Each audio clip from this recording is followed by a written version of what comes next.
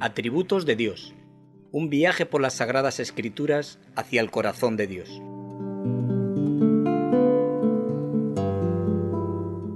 Antes bien, como está escrito, cosas que ojo no vio, ni oído oyó, ni han subido en corazón de hombre, son las que Dios ha preparado para los que le aman.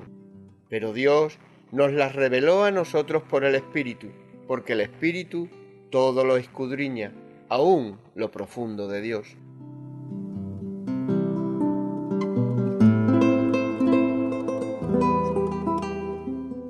Atributos de Dios.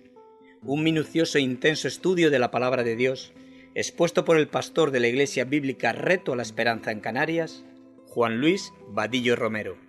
Desde el canal cristiano de comunicación Luz a las Naciones, ponemos a vuestra disposición este espacio de radio. Atributos de Dios. Porque ¿quién de los hombres sabe las cosas del hombre sino el espíritu del hombre que está en él?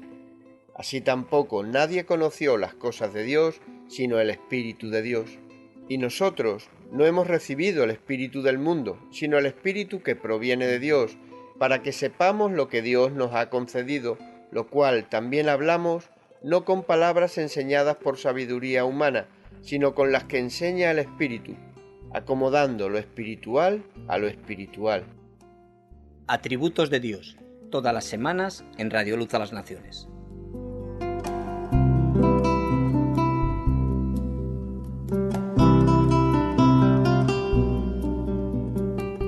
A mí me gustaría orar antes de empezar. Señor, gracias por Cristo, por este rato, por este tiempo. Deseamos que tú nos enseñes, Dios. Deseamos que tú te reveles a nuestras vidas en lo que tu palabra nos enseña de acuerdo a tu carácter, a tu persona, a tus perfecciones. Señor, gracias por ser tan bueno. Señor, que podamos estar con un deseo de conocerte un poco más a ti, Dios.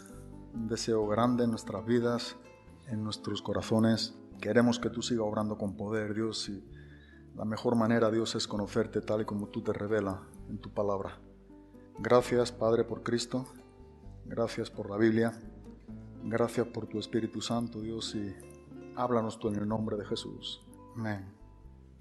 Vamos a seguir estudiando o exponiendo lo que tiene que ver con las perfecciones de Dios o los atributos de Dios, y esto es algo muy importante que venimos haciendo ya algunos domingos, pero es algo que debemos seguir haciendo también, no solamente en cuanto a la exposición de los domingos a la hora de la exposición de la palabra, sino que también es algo que debemos de tener como esta necesidad, ¿no? Como esta tarea personal en cada una de nuestras vidas cristianas.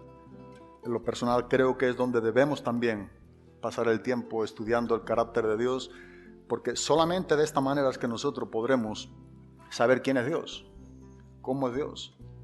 Y si no lo hacemos en esta manera, pues estamos corriendo el peligro de pensar en alguien o en algo que no es Dios. Así que la Biblia nos enseña quién es Dios, qué es Dios. Y dentro de ese conocerle a Dios, Él nos va a seguir mostrando también la gran necesidad que debe de haber en la vida de cada cristiano para poder ser un poco más como su Hijo Jesucristo, porque esta es la obra que Dios está haciendo entre medio de su iglesia, en los que componemos la iglesia de Cristo, formar el carácter de Cristo en nosotros. Pero a mí me gustaría hablar de un atributo un nombre también, que se le da a la Biblia, o se le da en la Biblia a Dios, y tiene que ver con el único Dios verdadero. Cuando hablamos de que Dios es el único Dios verdadero, no creo que tengamos mucho problema a la hora de definir o expresar esta gran verdad que nos enseña su palabra. Pero a la hora de poder asimilar, ¿no? A la hora de poder tener este convencimiento de que Dios es el único Dios verdadero, y no solamente a la hora de definir o de saber que Dios es el único Dios verdadero, sino de estar en la persona de Dios, en la persona de Cristo, esto es muy distinto, ¿no? Y cuando la palabra nos está enseñando de que Dios es el único, significa que no hay otro. semejante a Él. Pero donde radica el problema entre medio de nosotros, de los seres humanos, es que hay muchos dioses que nosotros tratamos de hacer semejante a Dios. Y cuando hablamos de dioses o hablamos de ídolos, no estamos hablando necesariamente de una imagen formada por el hombre y arrodillarnos delante de ella. No, el ídolo o una imagen falsa de Dios tiene que ver con prioridades de nuestros corazones. O sea, todo aquello que pudiera ocupar el lugar que solamente Dios, si es el único Dios verdadero, exige y demanda, ¿verdad? De tu vida, de mi vida, que Él sea lo primero, porque Él es el único, y Él es nuestro Dios, y Él es el verdadero, Él es nuestro Salvador. Entonces, si algo o alguien ocupa el lugar que solamente le corresponde a Dios, para que podamos entenderlo en una manera más sencilla, más práctica, eso es un ídolo, aquello que en verdad ocupa el lugar que solo Dios merece. También no es solamente aquello que pudiéramos manifestar como algo que estamos adorando o algo que estamos haciendo una imagen de Dios, algo físico, algo visible para los ojos de otras personas o para los nuestros propios, sino que también es algo que nosotros concebimos en nuestras mentes y aunque no declaremos, aunque no lo digamos, nosotros podríamos tener un pensamiento erróneo de la persona de Dios y eso necesariamente es lo que nos hace ver en nosotros que eso es un ídolo, o eso es una falsedad, o es un falso Dios. Saber que Dios es el único Dios verdadero es algo que la Biblia se ha encargado de enseñarnos, y es algo que lo podemos ver, y de hecho lo vamos a ver, como nos lo enseña de manera explícita la palabra de Dios. Pero el fin y el objetivo de exponer al único Dios verdadero no es para que tú y yo sepamos que Él es el único Dios verdadero solamente, que debemos de saberlo, de hecho yo creo que lo sabemos, sino vamos a ver cómo el propósito de Dios mostrarnos que Él es el único Dios verdadero, es el fin y el cometido de que nosotros estemos en Él. No es solamente el hecho de acumular un conocimiento de la persona de Dios. Estamos tratando de exponer esta serie de clases de los atributos o las perfecciones de Dios con el fin y el objetivo de que podamos conocerle un poco más, y no en cuanto a modo teológico solamente o en cuanto al intelecto nuestro, no es a modo de información, sino es a modo de transformación. Es que si tú y yo estamos conociendo un poco más a Dios, la evidencia de que tú y yo estamos conociendo verdaderamente a Dios debe de ser porque nosotros somos un poco más como su Hijo Jesucristo. Y esto es lo que Pablo nos enseña en Romanos 8:29, porque este es el propósito que Dios tiene para con los suyos, para con su iglesia. El ser hecho más a la imagen de su Hijo Jesucristo. Así que cuando tú y yo conocemos en verdad un poco más de quién es Dios, nosotros a la misma vez debemos ser un poco más como Él. Y eso requiere que seamos un poco menos como nosotros somos ahora. Debemos ser menos.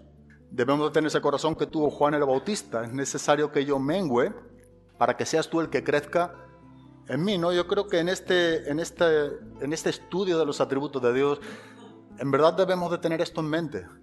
Ser un poco más como Él.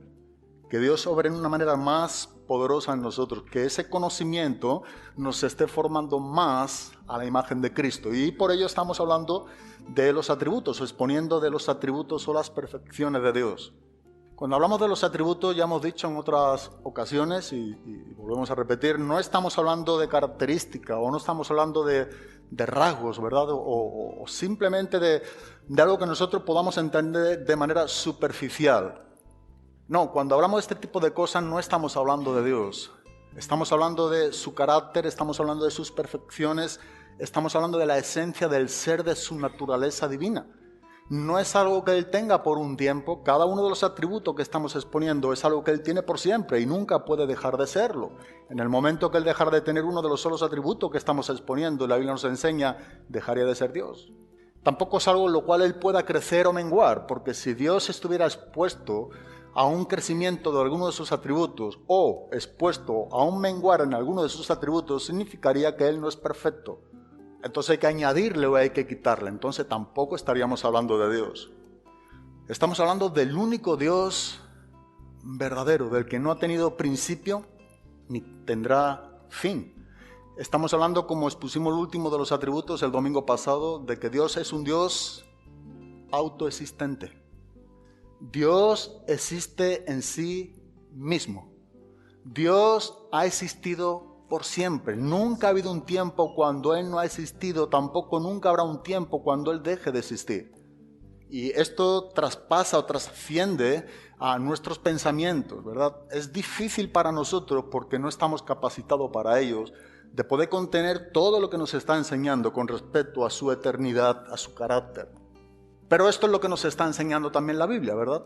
Aunque personalmente, hablo en mi propia vida, yo no me siento capacitado para exponer de los atributos de Dios, no me siento para nada capacitado sobre ello. A la misma vez, tengo una responsabilidad igual que tú. Estamos siendo exhortados por la palabra de Dios de conocer al Dios de la Biblia precisamente por medio de sus atributos. Y aun cuando no estamos capacitados, ahora hablando yo creo a nivel eclesiástico, a nivel iglesia, todos los cristianos, esto no evade o esto no quita de que tengamos todos a la misma vez la obligación, ¿verdad? Y a la misma vez deberíamos de tener la necesidad de poder no solamente estudiar, sino de poder concebir en nuestras mentes, en nuestros corazones, el concepto correcto de quién es Dios. Así que el hecho en que no estemos capacitados ninguno para exponer de los atributos, esto no nos exime, no nos deja exento de que tenemos la responsabilidad, y Dios mismo nos exhorta a que podamos estudiarlo, a que podamos aprender de Él, a que podamos tener el concepto correcto de quién es Dios. Y como iglesia somos exhortados todos juntos a vivir en esta manera, conociendo a Dios. Necesitamos vivir a Cristo, necesitamos vivir esta verdad de lo que Dios nos está enseñando en su palabra. Necesitamos, ¿verdad?, una vida de fe, una vida que está teniendo confianza en el carácter de Dios. Nosotros, como Pablo nos enseña en Romanos, en el capítulo número 1, en el versículo número 17, nos está enseñando que por el Evangelio, y solamente en el Evangelio, dice que la justicia de Dios se revela por fe y para fe. Como está escrito, dice que el justo vivirá por fe. ¿Sabe tú y yo hoy en nuestros días que estamos viviendo, en nuestro tiempo, somos llamados a vivir por esa fe? No solamente una fe que nos justificó delante de Dios, y gloria a Dios por ello, porque es el único medio por el cual tú y yo somos justificados, por el único medio de la fe por parte nuestra, y solamente por la gracia por parte de Dios. No hay otra manera de cómo podemos ser cristianos. Pero no es solamente por esa fe que somos llamados en el Evangelio a establecer nuestro cristianismo, sino que también Pablo dice es por fe y para fe. Así que lo que nos está enseñando Pablo es que la continuidad de tu cristianismo y mi cristianismo en cuanto a conocer al autor de esa fe es un día a día en nosotros. Pablo escribe a los Corintios en su segunda carta, capítulo 5, versículo número 7, porque no caminamos por vista, sino que caminamos por fe. Y esto es algo importante, la vida de fe, porque la vida de fe es tener confianza en el carácter de Dios. Si tú quieres una buena definición de lo que es la vida de fe, en verdad tú examina, ¿verdad?, y piensas y medita un poco en lo que es la fe, y no es más que tener confianza, pero escucha, confianza en el carácter de Dios, confianza en su persona. Confianza en sus perfecciones. Esa es la mejor definición personalmente para mí de la que la Biblia nos está haciendo énfasis de qué es una vida de fe. Así que si queremos vivir y debemos vivir como cristianos, no solamente en el ámbito de la justificación por la fe, sino de la experiencia, la vida práctica de fe, necesitamos tener confianza en el carácter de nuestro Dios. No solo saber, sino que debemos confiar en su carácter, que eso es lo que en verdad nos está enseñando la vida de fe. Y si no conocemos el carácter de nuestro Dios, difícilmente entonces, por tanto, vamos a vivir por fe, ni para fe. No vamos a tener una vida que en verdad tenga o manifieste confianza en el carácter de Dios. Somos llamados a vivir teniendo confianza en su carácter. Hay un salmo que me gustaría comenzar, en el Salmo 9, versículo número 10. Es un salmo de David, donde él está orando, dando gracias a Dios. Y en base a lo que estamos diciendo, y en este principio de exponer el Dios verdadero, el único Dios verdadero, David orando a Dios, en el versículo número 10, dice que en ti pondrán su confianza los que conocen tu nombre. Lo que David nos está enseñando es que solamente podrán poner su confianza en ti, oh Dios, los que conocen tu nombre. Por eso digo que fe es tener confianza en el carácter ¿de quién? De Dios. En ti solamente pueden confiar aquellos que conocen tu nombre. Y ya hemos dicho en alguna otra ocasión que el nombre significa carácter. Cuando la Biblia habla del nombre de Dios, habla de su carácter, habla de la reputación de Dios. Cada uno de los nombres de Dios que aparece en las Escrituras nos está hablando que es un carácter que está unido a su persona. El nombre y la persona van juntos. Manifiesta lo que es el carácter de aquella persona que tiene un nombre. Y como en otras ocasiones hemos dicho, Dios tiene muchos nombres en las Escrituras y a la misma vez no tiene ninguno que defina todo su ser. Pero cada vez que encontramos un nombre de Dios es una figura antropomórfica donde nos está enseñando un lenguaje humano para que podamos entender con más similitud quién es Dios. No hay otra manera de poder concebir quién es o qué es Dios en un grado u otro, cada quien de nosotros dependiendo como Dios nos está enseñando, como nosotros estamos buscando a Dios. No hay otra manera si Dios no viene en un lenguaje que nosotros en verdad podamos entender. Y Dios en su misericordia. Tenemos un lenguaje en las Escrituras por medio de figuras, o como hemos dicho, por medio de este lenguaje antropomórfico para que podamos asimilar la manera humana, el perfil humano, aquella esencia del hombre para que podamos tener una mejor comprensión de aquello que nosotros no podemos definir a un Dios que a la misma vez nos dice la Biblia que es un Dios infinito. No vamos a poder entrar en esa dimensión de la eternidad. Se nos es imposible. No podríamos. Así que Dios nos enseña con mucha misericordia. Y lo que vemos aquí que nos está enseñando el salmista, en este caso David, en ti confiarán los que conocen tu nombre. Fe es confianza en el carácter de Dios. Nosotros vamos a confiar en Dios cuando conocemos su nombre, cuando tenemos confianza en su carácter, cuando de verdad sabemos quién es Dios. Lo que en verdad nos está enseñando el texto, en ti confiarán los que saben qué clase de Dios eres tú. Eso es lo que nos está enseñando David. En ti confiarán los que saben qué clase, ¿verdad?, de Dios eres tú. Y esto es lo que Dios nos está enseñando por medio de sus atributos. ¿Quién es Él? ¿Cómo es Él? Y una de las cosas importantes que vemos, en lo que vamos a tratar de exponer, Dios es el único. Dios es el único. Dios verdadero. Nada ni nadie es semejante ni comparable a Él. No se le puede comparar porque no existe la comparativa de algo creado que se le pueda comparar al increado. Es incompetente, no hay manera de poder compararlo. Sin embargo, nosotros vemos que nosotros muchas de las veces pudiéramos estar cometiendo el error de comparar a Dios con otras cosas, con otras personas, con otros dioses.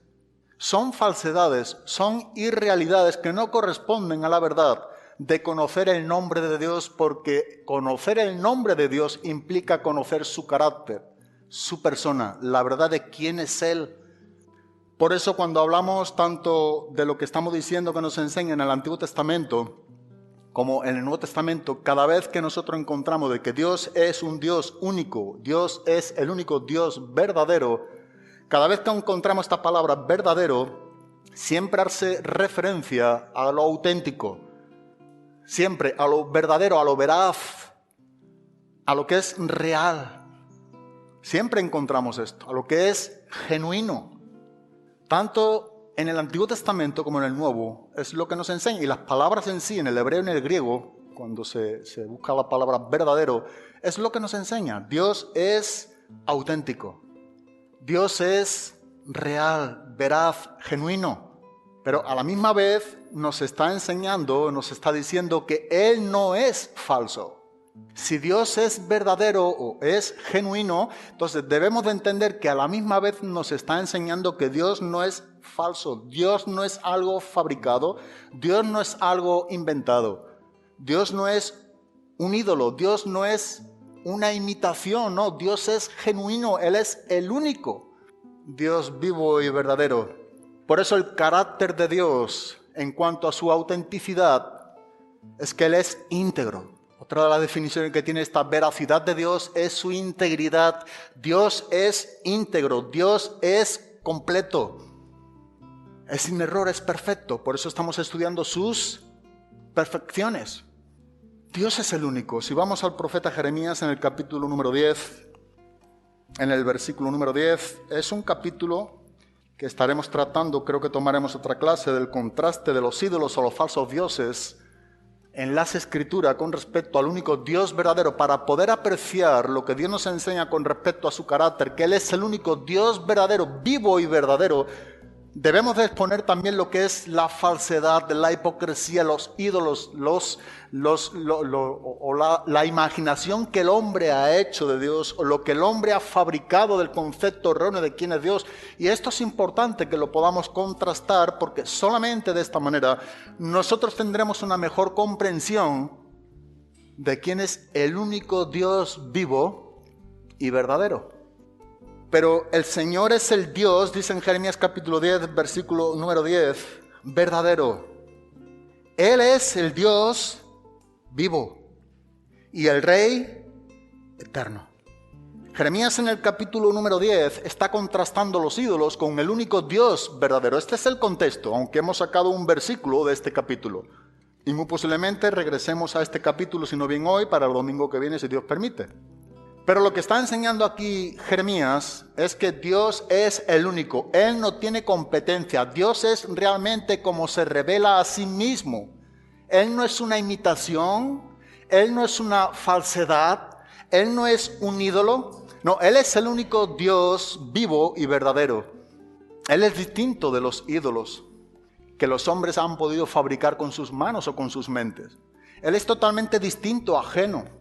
Él es distinto precisamente porque Él es verdadero. Él no es el producto de un nacimiento de la mente de lo que Él ha creado en el hombre. No, Él es el increado, ¿verdad? Él es quien dice cómo es Él. Y lo dice en su palabra, lo revela en su palabra, y es por medio de los atributos que nosotros podemos concebir o apreciar esta gran verdad. O sea, para nosotros conocer a Dios único, vivo y verdadero, no es lo que Dios busca tu opinión o la mía. Dios no busca la opinión de lo que tú y yo pudiéramos decir en cuanto a conocer al Dios verdadero. Lo que Dios nos está enseñando es quién es el único Dios vivo y verdadero, y nosotros tenemos que aceptarlo como Él dice que es. En el momento que tú y yo concibamos o demos una opinión de quién es el Dios vivo y verdadero, que no sea algo que Dios nos ha enseñado, revelado acerca de sí mismo por su palabra, nosotros estaremos cometiendo el error de presentar a alguien que no es Dios y presentar algo que nosotros presuponemos que es Dios. Dice en el Salmo 31, en el versículo número 5, en una oración de David, dice: en tu mano encomiendo mi espíritu, tú me has redimido, oh Señor. Y David dice: Dios de verdad. Tú me has redimido, oh Señor, porque tú eres el único Dios de verdad. Dios es real, Dios es veraz, Dios es auténtico. Dios solo actúa y habla dentro de la esfera de la verdad. No lo hace fuera de lo que es la verdad o la esfera de la verdad, porque Él es la verdad y Él es la verdad absoluta. No a modo de enseñanza, sino en cuanto a la propia persona. Dios es el único Dios vivo y verdadero. Así que Dios no se mueve, habla y actúa fuera de lo que es la esfera de la verdad. Porque si lo hace fuera de la esfera de la verdad, entonces está dentro del ámbito de la falsedad. Por eso, para contrastar al único Dios vivo y verdadero, tenemos que también presentar la falsedad de la hipocresía, los ídolos, lo falso, para poder sacar más a relucir la esencia del ser de Dios, que Él es el único Dios veraz. Sabes que tu vida y mi vida, quienes somos cristianos, ha sido transformada, es porque es una verdad. Quien ha obrado en ti y en mí es una verdad. Por eso tú y yo somos hijos de Dios. Por eso hemos llegado a nacer de nuevo, porque la obra poderosa de Dios es en base a una verdad portentosa. Si Dios no fuera verdad, tu vida y mi vida no sería diferente. No habría un nuevo nacimiento, porque eso es un milagro. Pero Tú y yo somos una realidad de lo que Dios ha empezado a hacer en ti y en mí, como aquello que Pablo cataloga, que es el principio de la obra de Dios. En Filipenses capítulo número 1, en el versículo número 6 nos lo expresa: estando persuadido o estando convencido que el que comenzó su buena obra en vosotros, esa es una buena obra porque es una obra que ha empezado el Dios veraz, un Dios auténtico, un Dios real. Un Dios único, vivo y verdadero. Y es una obra verdadera porque quien hace esa obra en ti y en mí, Él es un Dios vivo. ¿Sabe por qué los ídolos no consiguen nada? Ni los falsos dioses. Porque son falsos. Lo más que puede llegar a hacer es una religión. Y la palabra religión en el latín lo que significa es ligar obras. Pero no hay un cambio. Porque para que haya un cambio en tu ser y en mi ser, solamente lo puede hacer aquel que es vivo. Tú y yo podemos tener vida en Cristo si aquel quien es vivo es verdadero y obra en ti y en mí. Entonces Él comienza una buena obra en vosotros y no solamente la comienza, sino que Pablo garantiza que la perfeccionará hasta el día de Cristo. ¿Quién puede llevar a cabo esta obra? El único Dios que es vivo y verdadero. ¿Por qué Pablo estaba convencido o persuadido que aquello Dios lo perfeccionaría y acabaría aquella obra? Bueno, porque Dios mostró a Pablo que es garantizada la obra, que Pablo no inició, sino que fue el Dios veraz, el único Dios vivo y verdadero. A veces no pensamos esto en nuestras propias vidas, hablando entre nosotros, a los cristianos. Quien ha empezado una obra en ti es el único Dios vivo y verdadero. ¿Sabes? Nadie más ha podido hacerlo. Si es que tú y yo tenemos una nueva vida en Cristo, es porque Dios empezó algo genuino, algo verdadero. Así que Dios es real, veraz, y Él solamente actúa, habla dentro del ámbito de la verdad. Solamente va con respecto a su naturaleza, porque Dios es verdadero. No lo puede hacer fuera de la verdad. Así que la falsedad es contraria a su naturaleza. Todo lo que es falso, todo lo que es mentira, todo lo que es una imagen del producto de lo que el hombre piensa que es Dios, algo que el hombre ha fabricado en su propia mente, todo aquello que ocupa el lugar de Dios, todo, absolutamente todo es falso. Y ten entendido una cosa, o tengamos entendido, jamás nunca Dios opera en ese ámbito, porque ese territorio es el territorio de la falsedad, de la hipocresía, de lo irreal, de lo falso. Dios siempre lo hace dentro de la esfera de la verdad, porque Él es verdadero. Él es único. Dios es un Dios fiel, que lo que dice lo cumple. ¿Por qué? Porque Dios es verdadero. Tú ves en segunda de Crónicas, capítulo 6, versículo número 4, en la dedicación del templo de Salomón. Y a mí esas palabras me llaman la atención de una manera muy especial. Porque David, o sea, en este caso Salomón está reconociendo, cuando dedica el templo de Salomón, construido por Salomón, aunque fue un principio de David que tuvo en cuanto a edificar casa para Dios, pero Dios le dijo: tú eres un hombre que ha derramado sangre, por tanto tú tendrás un hijo, será llamado Salomón, y Salomón edificará casa para mí. Cuando ocurre ese acontecimiento, ha pasado años, pero cuando esa realidad viene a la vida de Salomón, como Dios había hablado a David su padre, ¿sabe qué es lo que Salomón dice?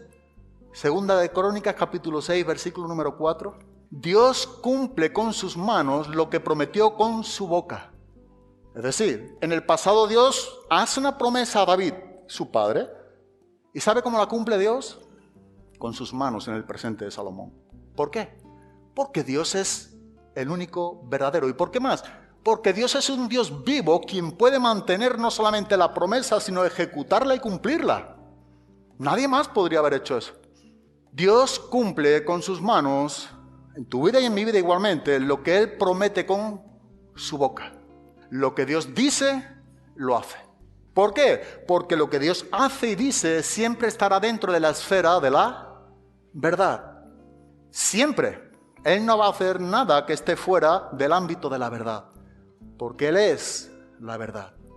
Entonces podemos y debemos tener plena confianza en Dios, porque Dios es veraz, porque Dios es auténtico, porque Dios es real, porque Él es el único Dios vivo y verdadero. Y posiblemente esto lo hemos escuchado muchas veces, pero creo que a veces pudiéramos cometer el error de no parar o meditar en aquello que hemos escuchado mucho o que presuponemos ya saber. A mí personalmente me ocurre. A veces doy por sentado ya algo que estoy perdiendo la esencia, la riqueza de detenerme, ver, meditar, apreciar o estudiar de manera muy concisa para sacar mejor y mayor rendimiento aquello que Dios me está enseñando. Y este pudiera ser uno de los temas que nosotros estemos pasando por alto. Tenemos un grandísimo privilegio de estar conociendo a aquel que se deja conocer, que dice que es un Dios vivo y verdadero, y quienes les estamos dejando o quienes estamos conociendo a aquel que se deja conocer, no tenemos que ver nada con lo único verdadero. Todo lo contrario. Nosotros somos todo lo opuesto a lo que es el carácter de Dios. Y lo que ahora somos en Cristo es aquello que Dios nos enseña quién es Él y podemos imitarle a Él cuando aquellos atributos que Dios nos comunica, que son comunicables, nos hace ser un poco como Él es. Por ejemplo, un atributo de Dios, de los comunicables, que Dios es amor. Y tú y yo cuando amamos con el amor de Dios, ¿estamos imitando a quién? A Dios. A Dios solamente podemos imitarle por medio de aquellos atributos que Dios comunica a nuestras vidas. No hay otra manera en que nosotros imitemos a Dios. Por eso Él nos enseña a ser imitadores de Dios. Pero ¿cómo vamos a imitarle? Por medio de aquellos atributos que son comunicables. Claro que no le podemos imitar por medio de la omnipotencia porque es un atributo que no es comunicable o incomunicable. Claro que no lo podemos hacer por medio del atributo autoexistencia porque la autoexistencia es otro atributo incomunicable. Claro que no lo podemos hacer con el atributo de la omnisciencia porque es un atributo incomunicable. O la omnipresencia porque es un atributo incomunicable. O el creador porque es un atributo incomunicable. Pero hay otros atributos que estaremos estudiando que son comunicables. Que Dios nos comunica en algún grado a nuestras vidas. Y esa es la única manera en que nosotros podemos imitar a Dios. Solamente, no hay otra manera en cómo imitar a Dios, si no es por medio de aquellos atributos que Dios nos comunica.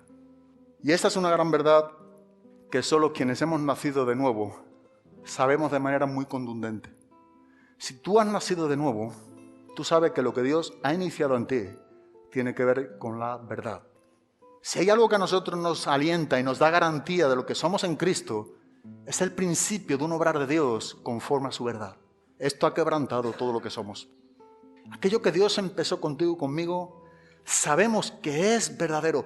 Quienes hemos recibido, dice en Juan capítulo 3, versículo número 33, que quienes reciben el testimonio de Dios, dice Juan el Bautista, hay algo que reconocerá y sabrá que Dios es veraz. Quienes reciben el testimonio de Dios a través de Cristo, dice, estas son las personas que sabrán que Dios es veraz. ¿Cuál significa? Que quienes no han recibido el testimonio, quienes no han creído que Dios envió a su Hijo, jamás nunca podrá entender esta gran verdad o podrá apreciar esta gran verdad de que Dios es veraz. Él es un Dios vivo, poderoso.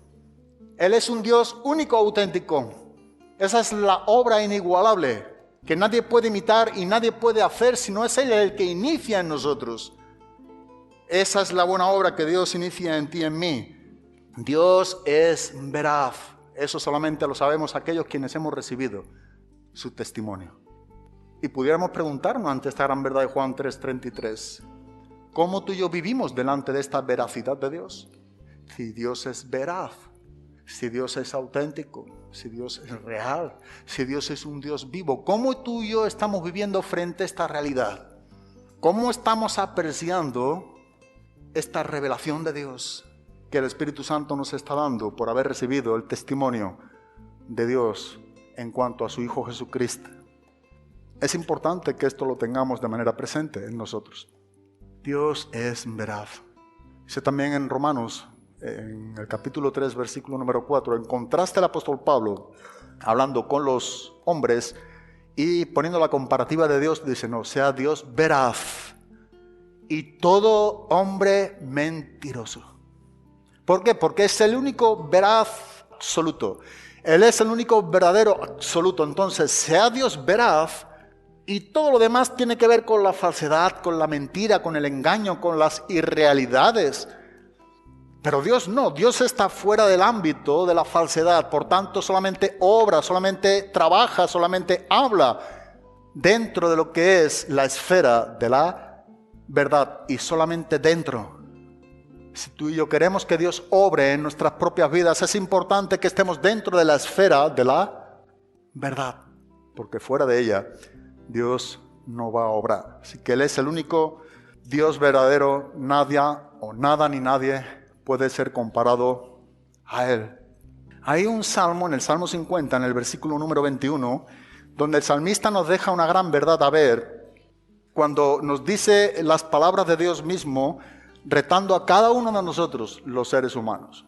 Anoche estuvimos hablando de este texto, y en referencia a esto, en lo que nos enseña aquí el salmista. Y muchas de las veces es aquella opinión que tú y yo tenemos de Dios que no corresponde a lo que Dios es.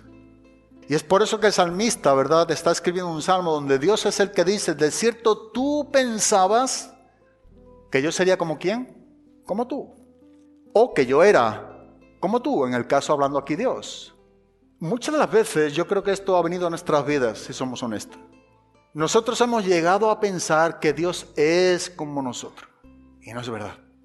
Dios es diferente a nosotros, ¿verdad? Y nosotros muchas de las veces, y este es un problema, también estuvimos hablando del concepto que nosotros estamos teniendo en el siglo XXI de quién es Dios, es un concepto que ya viene degradándose en las últimas décadas. Y no digo fuera de la iglesia de Cristo.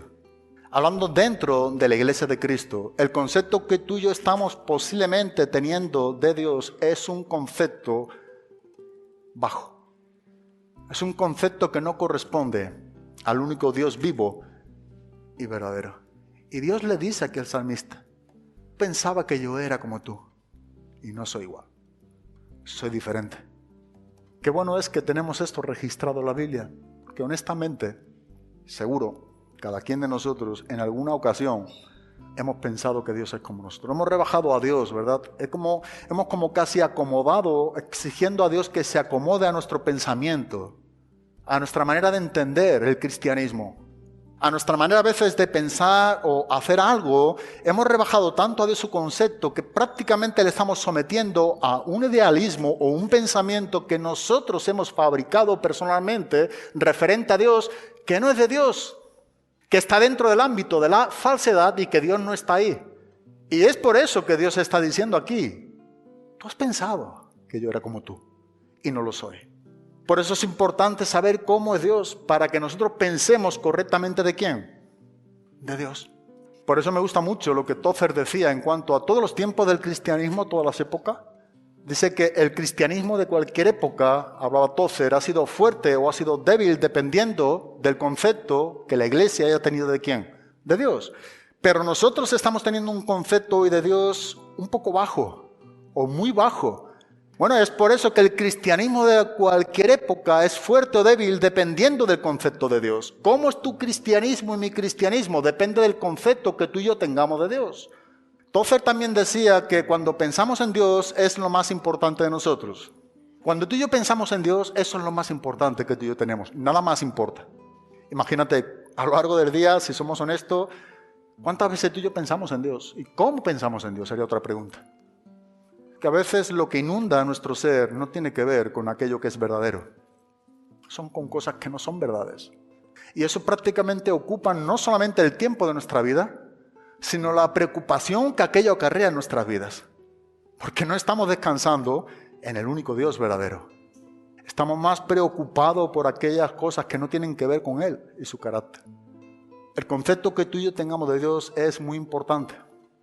Por eso es importante entender que la falsedad, lo irreal, es opuesto, antagónico a lo que es veraz, auténtico, real, verdadero. Esa es la naturaleza de Dios. Es como Él se revela a sí mismo en su palabra. Dios mismo se ha revelado a sí mismo en su palabra, para que tú y yo podamos conocerle como Él dice que es por su palabra. Él es el único, nadie más como Él. Él trasciende a todos tus pensamientos y mis pensamientos, a todo lo que tú y yo pudiéramos entender por santidad en nuestras propias vidas, o a todo aquello que podamos entender como la moralidad de tu vida y de mi vida. Él trasciende a todo aquello, porque Él es el único santo, no el santísimo. Nadie como Él. Todo aquello que tú y yo pudiéramos objetar de nosotros mismos, ¿verdad? De lo que tú y yo pudiéramos ser y que sea correcto ante nuestros ojos y aún inclusive para con los demás, Él trasciende a todo aquello. Nunca estaremos en el grado en el que Dios se encuentra de su santidad, porque Él es el santo, el santísimo. Y tú y yo somos llamados a imitarle a Él porque Él es santo y somos sus hijos. Pero nunca tendremos el grado de la santidad de Dios como en cada uno de sus atributos, que inclusive la santidad es otro grado o otro atributo comunicable a nosotros. Pero nunca llegaremos a ser como Él es. Él trasciende a todo ello. Porque Él es el único Dios vivo y verdadero. Por eso que el profeta Isaías nos enseña que vuestros pensamientos no son mis pensamientos, ni vuestros caminos son mis caminos. Aun cuando tengamos pensamiento de Dios y aun cuando estemos caminando en el caminar de Dios, nunca serán sus pensamientos absolutos, ni estaremos caminando en todo su caminar, como la Biblia nos enseña, a modo íntegro. Nunca.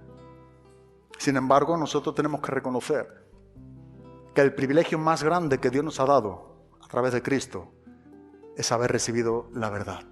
Cuando Juan 14:6 nos enseña que Jesucristo mismamente nos está enseñando, yo soy el camino, yo soy la verdad, yo soy la vida. Debemos reconocer que la verdad no es solamente una doctrina o una enseñanza, que lo es. La verdad es el carácter de Dios, la verdad es Dios mismo en nosotros. Yo soy la verdad. Cuando tú y yo recibimos a Cristo, no recibimos, ¿verdad?, solamente la esencia de lo que es la enseñanza, que es verdadera y absoluta verdad. Estamos recibiendo también la persona de Jesucristo. Yo soy, habla en singular. ¿Por qué? Porque Él es el único Dios vivo y verdadero. Por eso Dios nos está mostrando sus perfecciones o sus atributos. Todos ellos gloriosos e incontables, como decía Carlos Wesley. Todas las perfecciones de Dios no solamente son incontables, sino que son gloriosas. ¿Qué manera tan especial Dios está dando a tu vida y mi vida para que podamos conocer a aquel que es único, vivo y verdadero? Piensa por un momento, tú y yo podemos conocer a este Dios. Nosotros estamos totalmente dentro de la esfera misma de lo que es lo irreal, lo falso, el pecado, el engaño, la hipocresía. Sin embargo, Dios ha tenido esta gracia, esta misericordia para contigo personalmente, al igual que para conmigo, al igual que para con todos aquellos que en esta mañana le tenga, para que tú y yo podamos conocerle a Él. ¿Sabes? Jesucristo, orando a su Padre, en el Evangelio de Juan, capítulo 17, en el versículo número 3, nos enseña algo muy importante en base a lo que estamos diciendo. Y Jesucristo dice, y esta es la vida eterna, que te conozcan a ti, el único Dios verdadero, y a Jesucristo a quien tú has enviado. Piensa por un momento. La vida eterna no consiste solamente en un conocimiento, en tu intelecto y en el mío. No, la vida eterna es un asunto de relación. Y esta es la vida eterna, que te conozcan a ti, el único Dios verdadero, y a Jesucristo a quien tú has enviado. El conocimiento es un asunto de intimidad, de relación. No solamente es un asunto de nuestras mentes, que lo es también. Pero me gusta como Jesucristo nos dice, el único Dios verdadero. No hay vida eterna sin conocer al único Dios vivo y verdadero. ¿Por qué? Porque la vida eterna precisamente tiene que ver con lo vivo y con lo verdadero. Vida, de estar vivo. Eternidad tiene que ver con el carácter de Dios también igualmente. Vivo y verdadero. Esta es la vida eterna. ¿Cómo nosotros podemos conocer a Jesucristo a quien tú has enviado? Es un asunto no solo de conocimiento, sino de relación. Así que todo el fin y propósito de nuestra existencia tiene que ver con tener confianza en su carácter, de estar conociendo a este Dios único, vivo y verdadero. Y eso es algo que no merecemos, pero Dios nos está enseñando esta gran verdad, aun cuando nosotros estamos en el ámbito de la falsedad. Cada quien de nosotros es como venimos al mundo, del engaño. Ya tenemos esta herencia en nosotros, por medio de nuestros primeros padres. No, Él es, como dice Apocalipsis 6:10, Él es santo y verdadero. Él es y solamente Él. Esa verdad que nos ha transformado es la verdad misma de su ser. La verdad que te ha transformado a ti, a mí, es una verdad personificada en Cristo. Es su persona, porque es vivo. No solamente es verdadero, sino que es vivo y verdadero. Y eso es una obra poderosa que Dios está haciendo en cada uno de nosotros. Por eso es que nosotros debemos estar conociendo las cosas como Dios nos las está enseñando. Y en verdad nosotros necesitamos tener revelación en estas cosas. Nosotros necesitamos que Dios nos enseñe, Dios nos revele. lo que estamos enseñando. Y si no tenemos conocimiento de esta revelación de su carácter, el libro de los Proverbios nos enseña que seremos un pueblo que pereceremos. Porque el pueblo sin visión, la palabra visión ahí es revelación en el carácter de Dios. El pueblo sin visión perece o va al desenfreno. Lo que nos está enseñando la Biblia es que si tú y yo formamos parte de un pueblo que no está teniendo revelación en el carácter de Dios, nosotros vamos a perecer. Vamos a ser llevados al cautiverio espiritualmente hablando. Pero si somos un pueblo que tenemos revelación del carácter de Dios, si estamos conociendo a Dios, si estamos teniendo confianza en su carácter, en su persona, ese será un conocimiento que nos transforme, que nos proteja, que nos guarde. No debemos ser el pueblo que viva sin revelación en su carácter o sin visión. Debemos ser un pueblo que estemos buscando que Dios revele su carácter en nosotros para no ser un pueblo destruido. Y esto Moisés lo imploró de tal manera o clamó a Dios con un ruego tan intenso dentro de su ser, que él fue quien dice a Dios y dijo a Dios, Señor, en Éxodo 33, 18, Señor, muéstrame, dice, tu gloria. Señor, todo lo que tú quieres hacer conmigo, necesito que tú te muestres a mí, necesito que tú me reveles tu carácter, necesito que tú des tu nombre a mi propia vida, la esencia de mi ser. Yo necesito, tú necesitas, necesitamos que Dios muestre su gloria. La palabra gloria en el hebreo, la palabra kabod, tiene que ver con esto, con atributo. Tiene que ver con su carácter, con su persona, con su testimonio, con lo que Él es. Así que entendemos que Moisés pide y ruega a Dios que muestre su carácter, que muestre sus perfecciones o sus atributos. Nosotros deseamos también que Dios muestre esto a nuestras vidas. Creo que es algo que debe de estar en nosotros, y no digo que no lo esté, digo que es algo que debe de estar en nosotros. Este es un ruego que no debemos dejar nunca de tener a Dios. Muéstrame. Oh Dios, revélame. Oh Dios, enséñame quién eres tú de verdad. Háblame de tus perfecciones. Dime quién eres tú. Leí un escrito de J. Parker que me gustó mucho. Dice, una vez que comprendemos que el propósito principal por el cual estamos aquí es el de conocer a Dios, la mayoría de los problemas en la vida encuentran solución por sí solos. Es una gran verdad.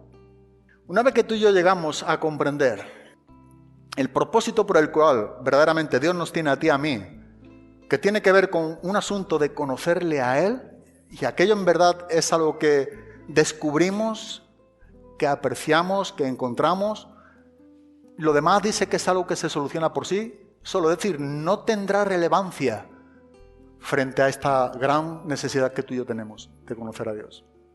No tendrá cómo poderse comparar.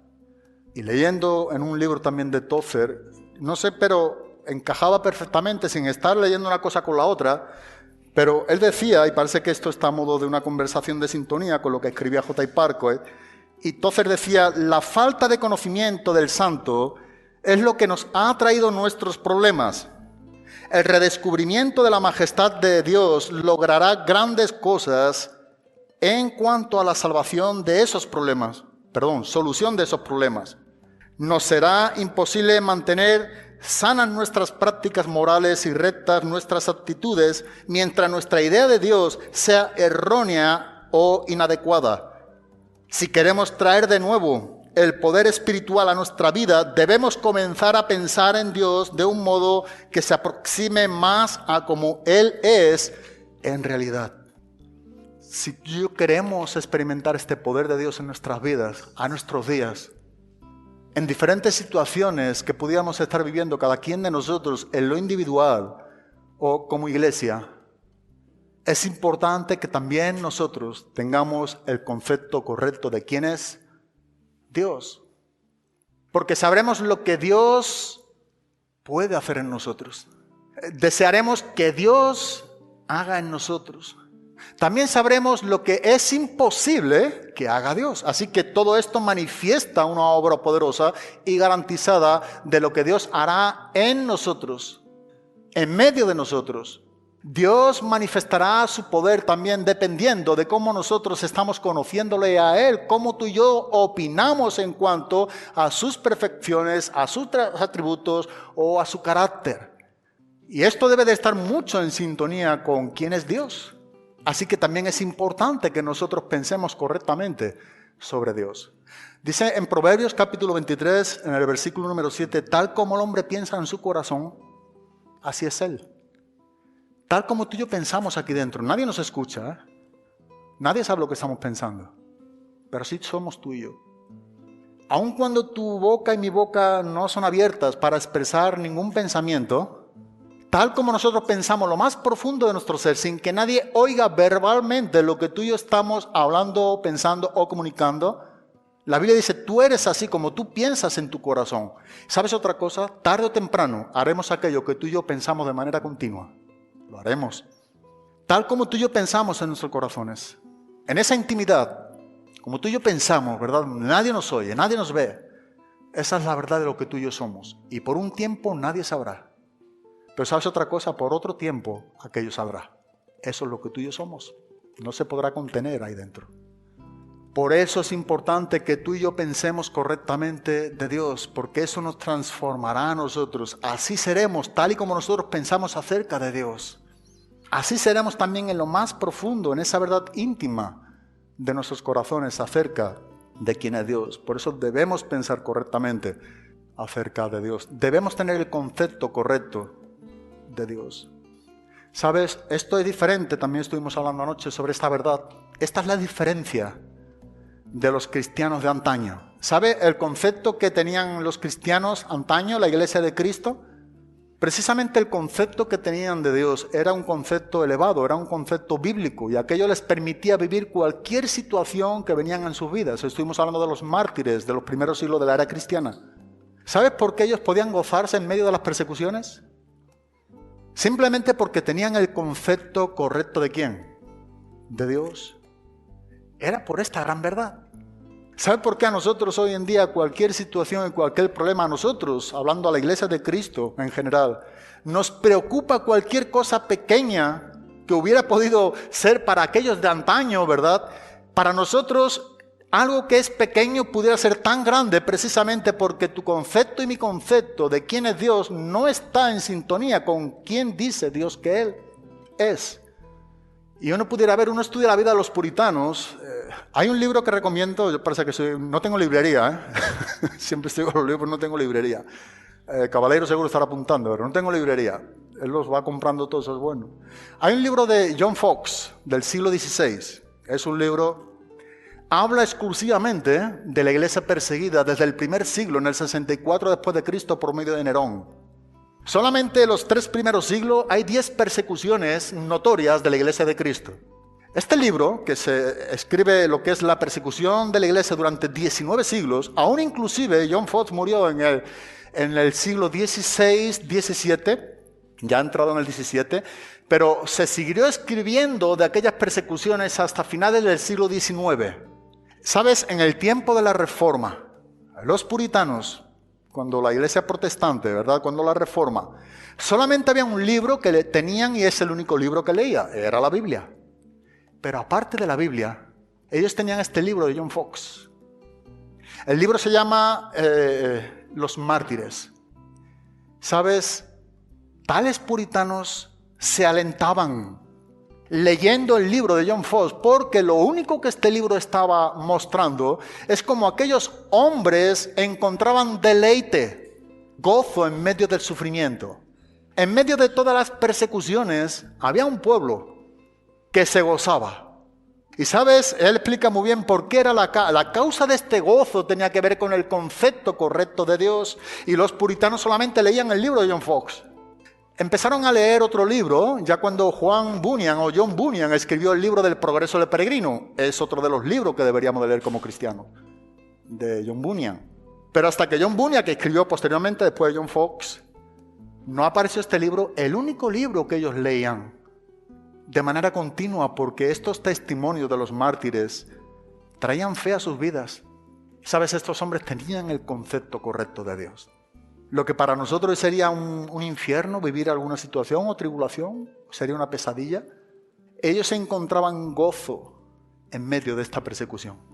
Y algo importante que nos enseña en cuanto a la vida de los mártires, de la iglesia cristiana, que es nuestra historia, ¿verdad?, la de los cristianos, algo que nos enseña es que el pueblo crecía, la iglesia se fortalecía.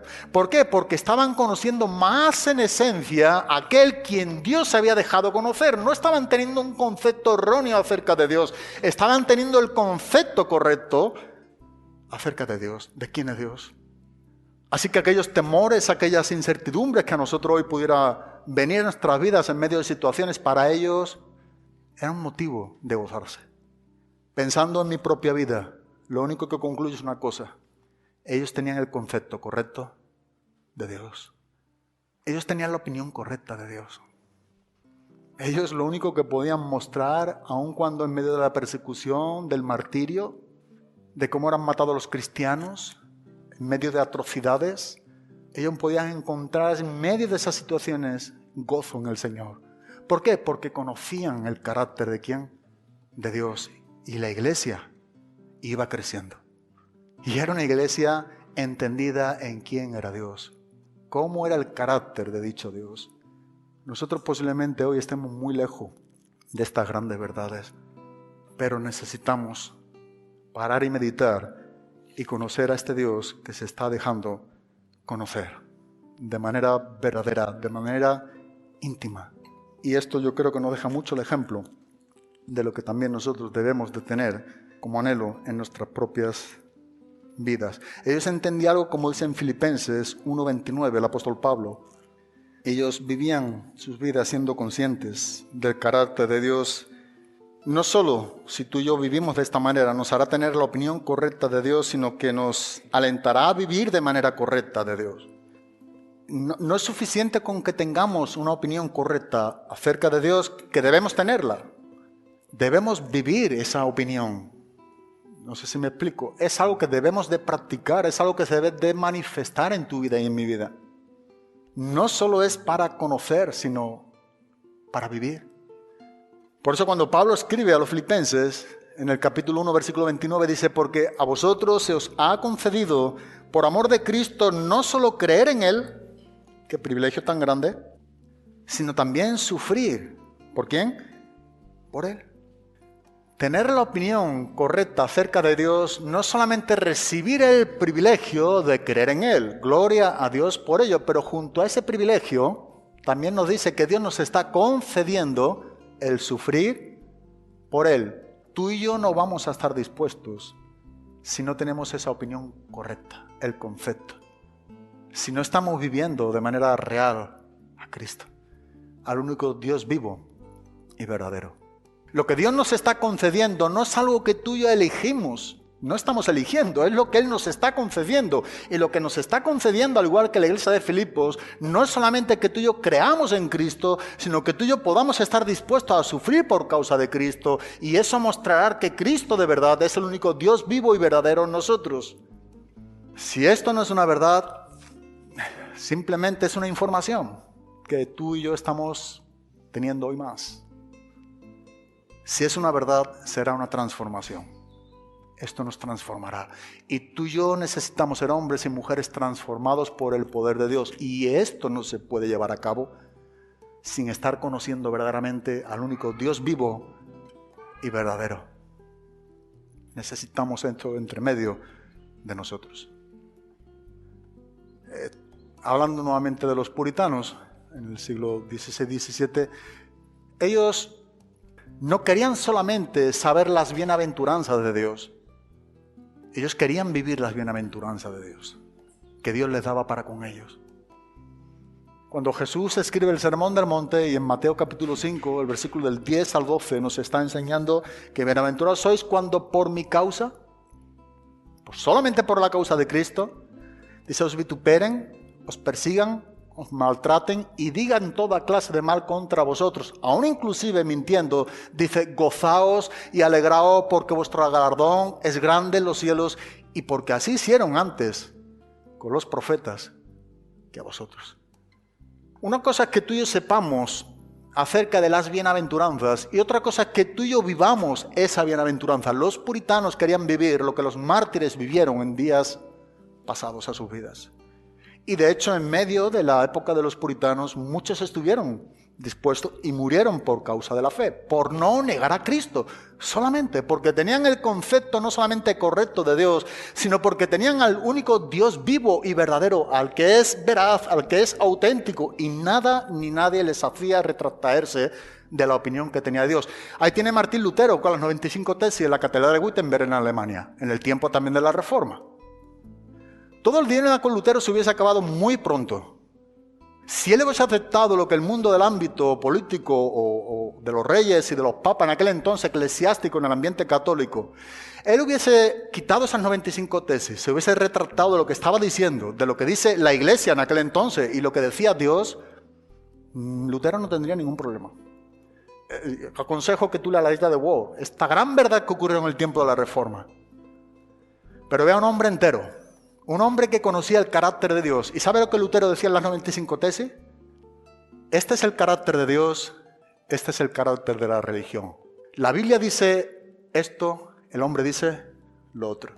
Y si alguien en lo que dijo Lutero me muestra que lo que Dios dice no es verdad, o que su carácter no es el carácter veraz, o no es el carácter de Dios, entonces dice, yo me echo atrás. Pero a menos que alguien me muestre con la Biblia que lo que Dios dice es mentira, yo estoy dispuesto a dar mi vida. ¿Qué es lo que tenía Lutero? Lutero tenía la opinión no solamente correcta de Dios, sino que Lutero tenía esta vida práctica de estar viviendo a este Dios. Él conocía no solamente de manera informativa o teológica en su mente, sino que en su corazón él estaba viviendo las grandes verdades de un Dios que estaba mostrando sus perfecciones a un hombre imperfecto. Pero este hombre imperfecto como tú y como yo, cuando conoce las perfecciones de Dios, es un hombre transformado e inamovible en medio de la persecución. Y así por donde quiera que nosotros veamos en los 20 siglos de la historia de la iglesia, o 21. ¿Es importante entonces conocer el carácter de Dios? Bueno, es imposible que podamos ser cristianos sin conocer este carácter o su carácter. Estamos muy lejos a veces de saber quién es Él. ¿Sabes? El Dios verdadero no solamente ha venido para hacernos conocer lo que Él dice en su palabra. Tú lees en 1 de Juan, capítulo 5, versículo número 20 y versículo número 21. Y el versículo número 20 nos dice literalmente el apóstol Juan, dice, pero sabemos que el Hijo de Dios ha venido y nos ha dado entendimiento para conocer al que es verdadero. Gloria a Dios que el Hijo de Dios ha venido y nos ha dado entendimiento para conocer al que es verdadero. Pero Juan no se queda en este punto. En el versículo número 20 sigue diciendo el apóstol Juan, pero estamos en el verdadero, en su Hijo Jesucristo. Este es el verdadero Dios y la vida eterna. Así que no consiste solamente en creer que Cristo vino para darnos entendimiento de quién es el verdadero, sino consiste en que tú y yo estemos en el verdadero, estemos en Cristo, sea una realidad, porque Dios es veraz. Tu vida cristiana y mi vida cristiana tiene que ser verdadera. Y estamos en el verdadero. Ahí se usa el verbo estar. Posicionalmente, ¿verdad? Estamos. Claro que el vino nos ha dado entendimiento para conocer la palabra ginosco, el verbo griego, para intimar, ya estamos conociendo. Pero todo esto no es válido si no estamos en el verdadero. Y dice, este es el verdadero Dios y la vida eterna. Versículo 21 de la primera carta a Juan, en el capítulo número 5, es aquello que nos hace guardarnos de los ídolos. ¿Qué dice el siguiente versículo? Hijos míos, guardaos de los ídolos. Con esto quiero acabar. Tú y yo solamente podemos guardarnos de la esfera de la falsedad, de lo que el hombre crea en su mente, cuando tú y yo estamos dentro de la esfera de la verdad. Tú y yo podemos guardarnos de lo irreal, de lo falso, de la hipocresía o de los ídolos cuando tú y yo estamos en el verdadero. Cometemos el error de solamente pensar que Dios nos está enseñando acerca del verdadero, porque esto no cierra la puerta de los ídolos o del concepto erróneo de Dios. Necesitamos estar en el verdadero. Y por eso es que somos guardados de los ídolos. Ese verbo en el griego, la palabra teró, es un verbo que se usa en cuanto a alguien que está defendiendo, hablando del ámbito militar, con toda su guardia. Guardémonos de esta manera de todo aquello que no es verdadero. La mejor manera de que tú y yo nos guardemos es que la verdad esté en nosotros. La verdad es poderosa. Nada podemos, decía el apóstol Pablo en 2 Corintios capítulo 13, versículo número 8, contra la verdad, si no es por la verdad. Nada. La verdad es invencible. La verdad siempre triunfa. La verdad es verdad. Y Dios es el único Dios verdadero. Como decía el salmista David, Dios es grande en verdad. En el Salmo 86, 15, Dios es grande en verdad. Él es inmenso e insuperable. Él solamente es grande en verdad. El Salmo 57, 10, también escrito por David cuando estaba huyendo de Saúl. La verdad es más alta que las mismas nubes del cielo, decía David. En medio de ese sufrimiento, en medio de ese tiempo caótico para David, cuando Saúl le perseguía para quitarle la vida, David se refugia en esta gran verdad, en la verdad de Dios, que dice que es más grande que las nubes de los cielos. Ese era el aliento de David en medio de la persecución. Y por último, acabamos en 1 de Tesalonicenses, capítulo número 1, a partir del versículo número 6, después de que Pablo nos está enseñando este testimonio que tenían los tesalonicenses, es algo muy especial en las Escrituras, en el Nuevo Testamento.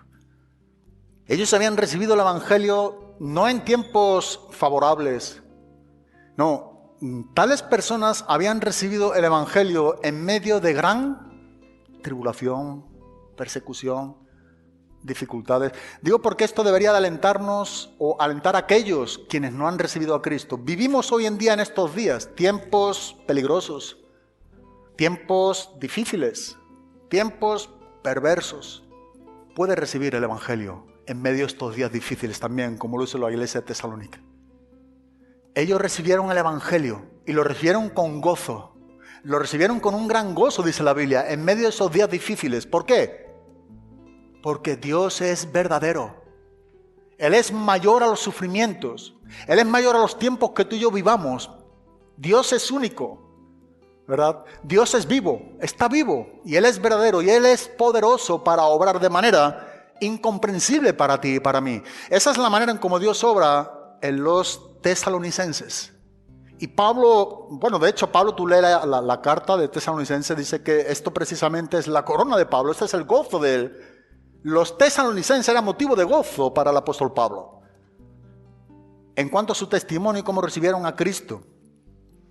Dice en el versículo número 5, pues nuestro evangelio no vino a vosotros solamente en palabras, sino también en poder, en el Espíritu Santo con plena convicción, como sabéis qué clase de personas demostramos ser entre vosotros por amor a vosotros.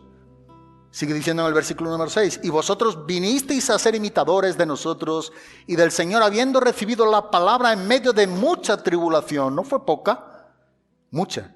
Sin embargo, dice con el gozo, ¿de quién? Del Espíritu Santo. Con el gozo del Espíritu Santo.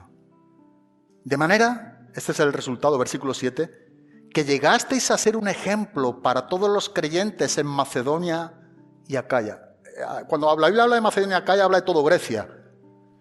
Dice, habéis llegado a hacer un ejemplo, dice, en todas las iglesias, o para todos los creyentes, en toda Grecia. ¿Pero por qué? Versículo número 8. Porque saliendo de vosotros la palabra del Señor ha resonado, no solo en Macedonia y Acaya, sino que también por todas partes. Mira lo que es tener confianza en el carácter de Dios. Ahí dice vuestra fe. Hemos dicho que fe es tener confianza en el carácter de Dios. Dice, por todas partes, vuestra fe, el tener confianza en el carácter de Dios, vuestra fe en Dios, se ha divulgado, de modo que nosotros no tenemos necesidad de hablar nada. ¿Pero por qué? Bueno, pues ellos mismos, dice en el versículo número 9, cuentan acerca de nosotros, de la acogida que tuvimos por parte de vosotros, y ahora este punto es muy enfático en este versículo, y de cómo os convertisteis de los ídolos a Dios para servir al Dios vivo y verdadero. No sé si aprecias el contexto un poco. Tratando y de manera muy reducida, en el tiempo que ya llevamos, tenemos que acabar. Posiblemente retomaremos este texto, pero esto es tan especial lo que estaba ocurriendo aquí. Hay tribulación, mucha tribulación. Momento difícil, estamos en un tiempo tan complicado. Bueno, era muy complicado estos días, también para los tesalonicenses. Pero es en medio de esos momentos difíciles, al igual que a nuestros días. Es en medio de todos tus problemas, al igual que en esos días. Es en medio de toda la oposición, al igual que en esos días. Dios sigue siendo un Dios vivo y verdadero de todos los tiempos. ¿Por qué no puede dejar de ser un Dios vivo? Porque no habla de algo que ella haya tenido por un tiempo, es lo que le es por siempre. Al igual que tampoco puede dejar de ser verdadero, porque Dios es verdadero por siempre, en la esencia de su naturaleza. Así que si obró hace 2000 años en medio de los tesalonicenses, también obrará en el siglo XXI en medio de nosotros. Es el mismo Dios poderoso. Y Pablo dice cómo había obrado en medio de estas personas, en medio de los sufrimientos, de las persecuciones, de los problemas. Ellos reciben la palabra con gozo en el Espíritu Santo, el Espíritu de verdad. Ellos reciben la palabra con gozo del Espíritu Santo. Y esto transforma la vida de los tesalonicenses, que dicen, mira, ¿sabes qué pasa ya? Solamente vuestro testimonio no es solamente aquí en Grecia, en Macedonia y Acaya, sino que esto se ha divulgado por todas partes. Eso había trascendido los límites de Grecia. La verdad es poderosa, no tiene límites. El testimonio de la verdad en nosotros. A veces limitamos mucho a Dios en nuestros días. Dios es poderoso. Dice, pero ¿sabes qué es lo que se cuenta de vosotros pasando de Grecia? Lo que se cuenta es algo muy importante. De cómo, y ese cómo es una exclamación en el griego muy fuerte. No es de cualquier... ellos no, lo que dice el texto no es que ellos dejaron a los ídolos y empezaron a seguir al Dios vivo y verdadero. No. Ese cómo es la obra del Dios vivo y verdadero. Ese cómo es una obra poderosa, única, como solamente lo puede hacer el único Dios vivo y verdadero. Y cuentan de vosotros, dice en el versículo número 9, a la mitad del texto, dice, y de cómo os convertisteis de los ídolos a Dios. Esa conversión fue genuina, fue con la naturaleza de la verdad y por tanto produce un servicio. Hay un fruto. No es solamente una convicción de algo que ahora creen en una obra poderosa, lo que Dios ha hecho. No, es que aquello le lleva a vivir de manera diferente. Dice que es para, y esa preposición dice, para servir al Dios vivo y verdadero. ¿Sabes? El único Dios vivo y verdadero y poderoso trabaja y obra y dice todo aquello que tiene que ver dentro del ámbito de la esfera de la verdad. Y Dios empieza a hacer una obra dentro de la esfera de la verdad y lo que tenía que ver con la esfera de la mentira, del engaño, la falsedad es disipada. Son los ídolos. Se convierten, se arrepienten. Hay un fruto digno de arrepentimiento. No hay una manera de comprender las cosas diferente. No, pero ahora ¿sabes qué pasa? ¿Cómo demuestran ellos la obra de este Dios veraz, genuino, real? Es que están sirviendo día a día a ese Dios único, vivo y verdadero. Así que no se trata de conocer que Dios es vivo y verdadero, sino de vivir a Cristo. De vivir a este Dios poderoso, que nos ha liberado de la esclavitud del pecado, que nos ha trasladado de un reino de tinieblas a un reino de la luz admirable de su Hijo amado, Jesucristo. Y que es dentro de ese reino donde Pedro dice que hay un propósito y es para que anunciemos las virtudes de aquel que nos llamó, de los ídolos, de la falsedad, del engaño, de la mentira, del pecado, las tinieblas, y nos ha trasladado ahora a la luz. Ellos estaban sirviendo a un Dios que seguía siendo vivo y verdadero. Que Dios nos ayude a nuestros días también, en nuestro tiempo. ¿Saben? Muchas veces escuchamos prácticamente como impedimentos, excusas por los días que vivimos. Son malos, son muy malos, no es que sean malos, son muy malos. Pero no olvide que tú y yo estamos hablando de los días y de los tiempos. Todo esto va pasando. Pero no nos olvidemos que lo que nos está enseñando estos tiempos y estos días, que son peligrosos y difíciles, es que sigue habiendo un Dios que es eterno. Sigue habiendo un Dios en el cual no hay sombra, mudanza ni variación alguna. Sigue habiendo un Dios que es perfecto. Él es el único Dios vivo y verdadero. En Él no hay cambio. Él es el mismo, ayer, hoy y por siempre. Por eso es en medio de estos días donde nosotros nunca tendremos excusas para acudir en medio de estos tiempos difíciles a aquel que sigue existiendo por siempre. Y se llama Jesucristo. Él sigue teniendo sus brazos extensos, abiertos en la cruz. De manera para que entendamos Y sigue diciendo todo aquel que aún no le conoce, ven a mí, arrepiéntete y cree. Sé salvo de tus pecados. Cristo sigue siendo el Salvador del mundo. Y vivimos a la misma vez en un tiempo de gracia, en un tiempo de inmensa misericordia, donde Dios sigue derramando esta gracia a todos los hombres. Tú tienes que pensar seriamente en esto si no tienes a Cristo y no dejar que pasen los días, que pasen los días. Solamente en Cristo tú serás un hombre o una mujer feliz. Solamente en Cristo, nadie más. Solamente en Jesucristo. Así que Dios nos ayude y podamos ver la verdad de este Dios único, vivo y verdadero como lo más exaltado que tengamos frente a todas las irrealidades y falsedades que vivimos y tenemos y nos movemos. Él es el Dios veraz, Él es auténtico. Podemos confiar en medio de días tan difíciles, ¿verdad? Tan inestables, de tanto engaño, tantas falsedades. Podemos encontrar todavía la verdad absoluta en la persona de Jesucristo y estar amparado y refugiado bajo este Dios que es único, vivo y verdadero. Amén. Señor, muchas gracias, Padre. Nuevamente te damos las gracias porque eres fiel, Dios. Oh Dios, tienes tanta paciencia con nosotros. Oh Dios, podemos estar tan agradecidos a nuestros días de haberte conocido a ti, oh Dios, no a modo simplemente de comprensión o de conocimiento en nuestras mentes, sino hemos podido experimentar la obra poderosa que tú has empezado en nuestras vidas. Una obra que corresponde a tu naturaleza. Tú eres un Dios verdadero. Así que esa obra que tú haces en nosotros es verdadera. La que tú haces en nosotros es verdadera. Tiene que ver contigo, con tu naturaleza, Dios. Oh Dios, queremos seguir confiando. Queremos que tú sigas obrando de una manera poderosa hasta el día de Cristo. Oh Dios, ayúdanos tú a confiar en estos días, en estos tiempos, a tomar el ejemplo de los tesalonicenses y ver que también podemos gozarnos nosotros con gozo en el Espíritu Santo en medio de grandes tribulaciones o conflictos o dificultades o de pandemia, pongamos lo que pongamos. Tú sigues siendo el mismo, Dios, por tanto la obra tuya está garantizada con efectividad en nuestros días. Tú eres un Dios todopoderoso, Dios, y para ti no hay nada imposible. Oh Dios, te damos gracias a ti, Padre, por salvarnos. Te damos gracias por Cristo, por el derramamiento de su sangre en esa cruz. Te damos gracias porque tú sigues, Dios mío, permitiendo que hombres y mujeres acudan a Cristo para ser salvos. Te damos gracias, Dios, porque tu gracia está vigente, tu misericordia es algo manifiesto a nuestro entorno, en cada una de las vidas que estamos aquí en esta mañana. Dios, tú eres bueno y buenhechor. Gracias, Cristo. A ti te glorificamos, a ti te damos la gloria y la honra.